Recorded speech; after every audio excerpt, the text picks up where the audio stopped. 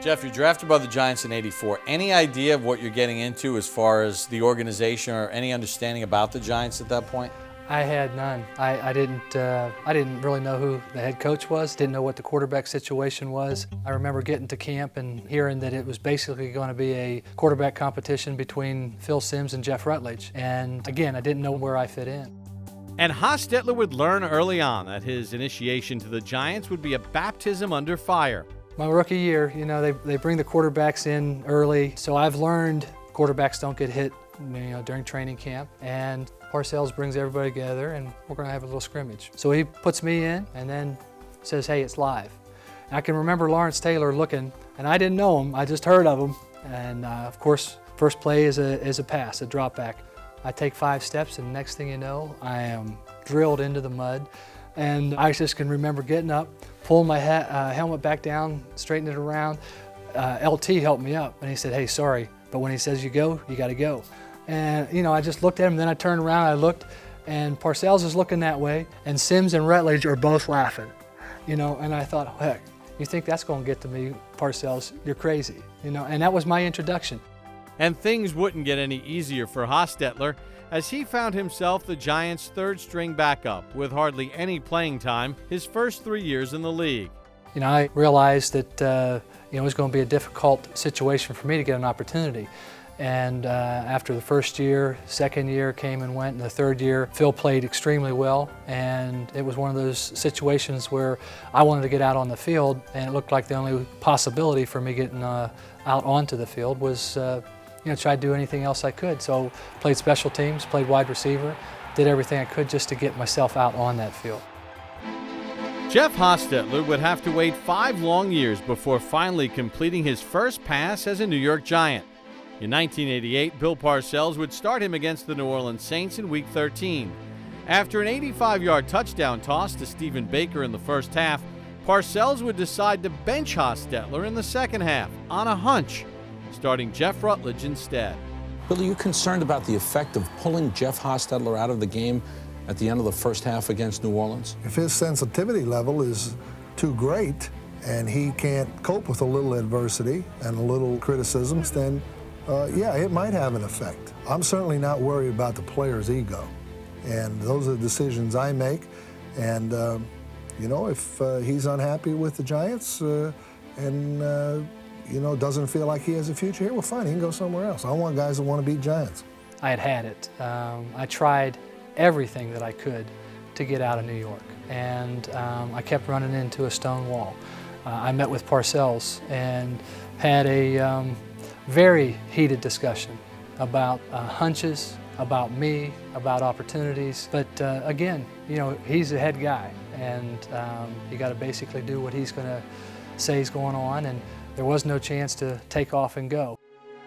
But Jeff's challenge in his professional career would pale in comparison to what he was dealing with in his personal life. Following the birth of their first son, Jeff and his wife Vicki would have to painfully stand by as their newborn fought for his life through 4 open-heart surgeries. Seeing my oldest go through what he did, the struggle, it was just, there wasn't going to be any quit. Inspired by his son's strength, Jeff would find added comfort and empathy through the Giants family patriarch, Wellington Mara. I learned an awful lot from Mr. Mara about compassion. When my wife and I were going through the things we were with my oldest son, Jason, he understood what it was like to have a family, the importance of being there when things were tough, and provided my wife with opportunities to get in and out of the city into the hospital with my son, me opportunities at different times to get away from practice, to be able to be together with my wife and my son through those times. It was pretty special. I have great respect for Mr. Mara, and just so thankful for his help in desperate times for my wife and I. Jeff and his family would persevere through hard times, and in a prelude of what was to come, Hostetler would start 2 games for the Giants in 1989, filling in for an injured Phil Simms and winning them both. I continue to plug away, and I think, you continue to plug away and put the team first. I think in the end, good things will happen. After 6 years of waiting for an opportunity, Jeff Hostetler finally got his shot in 1990. Phil Simms' injury-riddled season would open the door for Haas to step up and prove himself as the Giants' starting quarterback.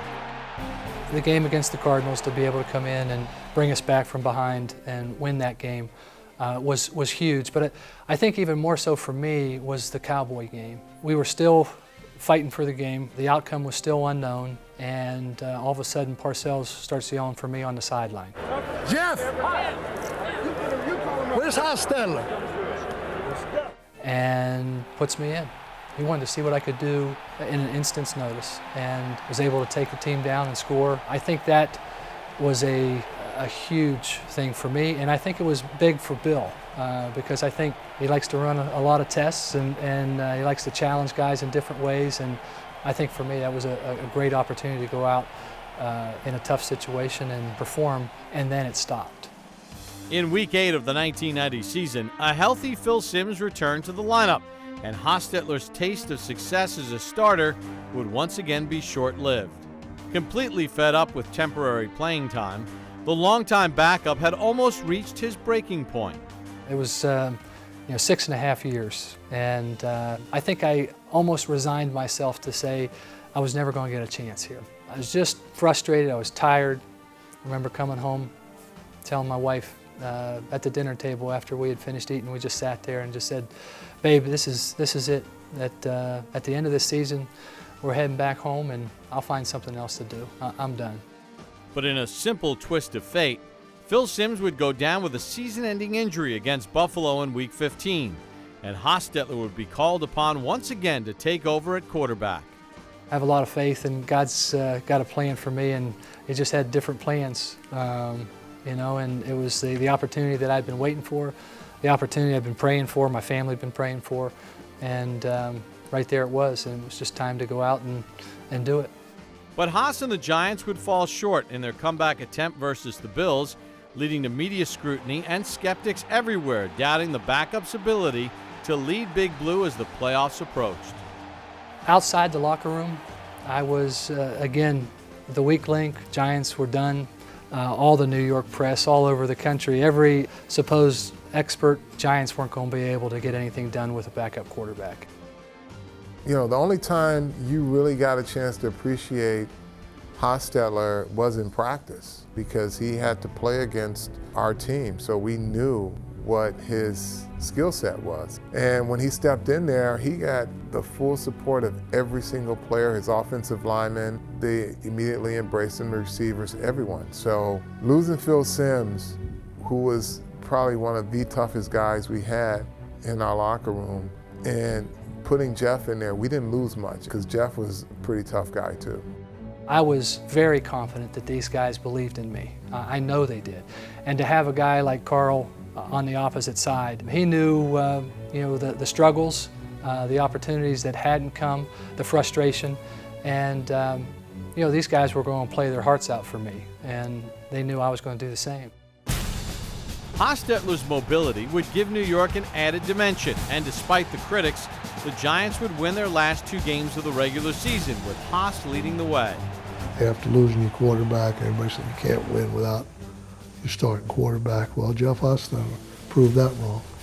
And as the playoffs began, the Bears would be the first challenge in Hostetler's march to success. To go in that game, to take that first snap against Chicago and go across the line of scrimmage and look at Singletary, and first play of the game, seeing those big eyes and saying, wow, they really are that big. And then boom, back into it. To have won that game and won it so decisively as the starter in my first playoff game it was a great feeling, but it got tucked aside real quickly, because next week we were going to San Francisco, and they were going for the three-peat. It was Joe Montana and that whole group.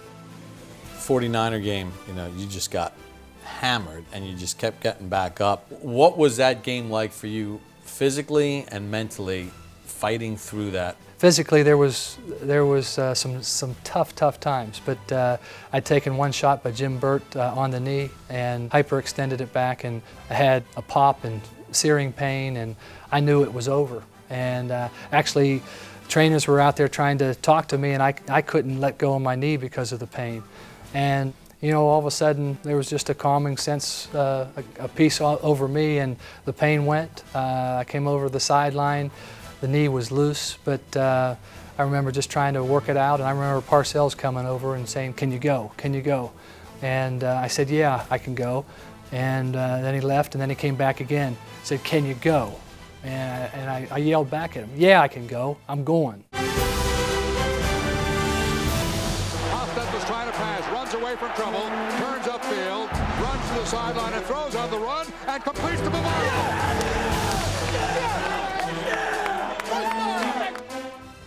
And we were able to come back. I was able to finish and hit a couple passes to, I think, Bavaro and Baker to get us down into field goal position and let Barr do his job.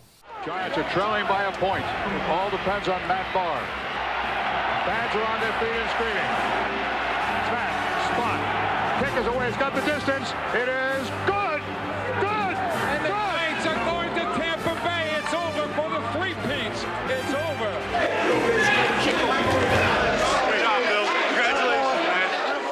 I think after that game, getting to the locker room, you know, just sitting there and just kind of thinking a little bit and realizing, wow, all these people said it couldn't be done, and we're going to the Super Bowl.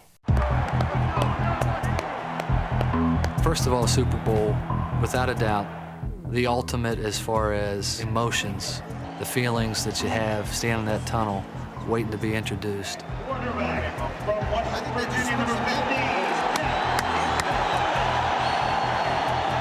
Running out and seeing everybody holding the little American flags. I still get chills thinking about that time. And the atmosphere outside the football community, what was going on in the world with the Gulf War. And we were going against a team that was supposedly the lock of the year to win the Super Bowl, and we were underdogs again, but we liked that role. Showtime, hey, baby. What you talking about? Showtime. Talk to me. We actually survived a bombardment from them early on. I mean, they were fast, quick defensive unit that had some big-name players. What a hit on Hostetler. And Hostetler's down and not moving. In the first half, I was dinged up, got hit, and they were giving me smelling salts. And then, boom, back into the game.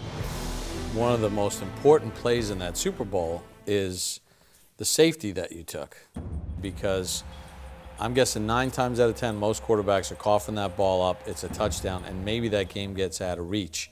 But you're able to keep the ball, and suddenly a safety didn't seem like such a bad thing. As I dropped back, I think Otis had to step in to pick somebody up, and as he stepped in, he caught my foot. I started to stumble, the ball comes back, and again, it felt like back home with my 2 older brothers in the yard. I felt this big old mitt on my arm. Hostetler hits in the end zone. And then it was everything I could do to try to get the rest of my body wrapped back around and try to find the ball. Safety. You know, at the time, I was fired up just because, you know, you don't want to give up a safety. It cost us 2 points, but it ended up being a huge play. It could have turned the game completely the opposite way, but fortunately able to tuck it in and just give up 2. Hostetler and the Giants had taken the Bills' best shot, and like a true champion, he picked himself up and summoned the courage and strength to fight back even harder. All of a sudden it was, okay guys, it's do or die. We gotta start wearing these guys down, and we gotta play smash mouth football. We gotta move it around, move the pocket around, mix up run and pass, and that's what we ended up doing. Baker and Ingram are in. 3rd down. Giants need 7 points. Hostetler looking for help, looking for a receiver. Throws end zone. Touchdown, Baker. We mentioned it was gut check time, and these Giants just passed that gut check. Came down and scored 7 when they needed it. Shaken Baker from Hostetler. Great job. I think that gave all of us confidence. I think that gave our offensive line confidence, and I think that was the key. Guys stepped up, made plays. We blocked well. We ran the ball well. And look at Otis Anderson throw the uppercut. Everybody after that knew that we could get it done. Giants on the 1.5-yard line. O.J. touchdown! The Giants take the lead, 16-12. So you take a knee with your helmet, you're down off on the side there, and you're watching Thurman Thomas and Jim Kelly drive the football. What's racing through your mind? Because your job is done at this point. You've delivered the lead. There's nothing else I can do. Yeah, I can remember watching the defense, watching them move the ball down, watching the clock, and then when they lined up for the field goal. And I just took a knee and just watched and, firmly believed God had a plan for me. Had no idea what was going to happen, but I just knew that I was going to take this moment in. Scott Norwood, he can fire the shot heard round the world now and win a Super Bowl. I can see the snap, I can hear the kick. He hit it good, and I remember just slow motion and just watching the ball and not being able to tell whether it was good or not.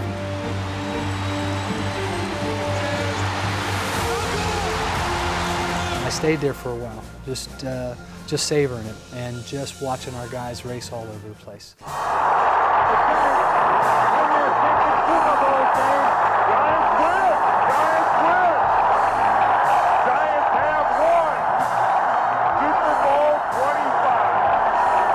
And then having won the game and being back in the locker room and then having my two kids with me.